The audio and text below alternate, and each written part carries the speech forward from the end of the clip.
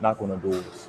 When I was younger, our congregation, we used to go door knocking. So we would go around the neighborhood and we would knock on doors and we would pass out flyers about our congregation, about different events we were having, and just overall try to spread the gospel during that time. Now, sometimes we would knock on doors and no one would answer.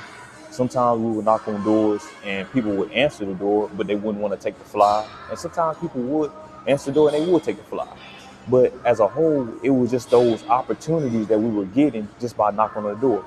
Now, whether they open the door or not, that still was an attempt, or that still was us showing that we were trying to spread the gospel and just talk about Jesus Christ in that moment. Now, the same thing can apply for us from an earthly standpoint, right? Someone who may be looking for a job, right? If I only knock on 5 doors in relating to applying for 5 jobs, then I'm limiting the amount of application or limiting the amount of interaction I can get between the company. Now, if I knock on 15 to 20 doors in relating to applying for 15 to 20 job applications, they can, in a way, increase the likelihood of me potentially hearing something back, or just overall having some type of interaction, even if it's an acceptance of an interview, or even if it's a decline. It's still you're hearing something.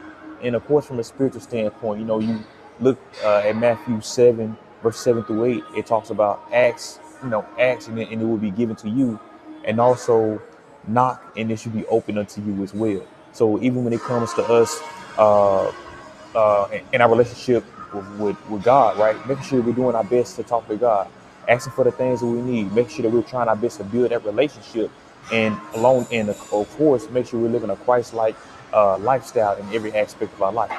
So that's just one way I'm just looking at it, something I'm trying to get better at, just knocking on doors as a whole.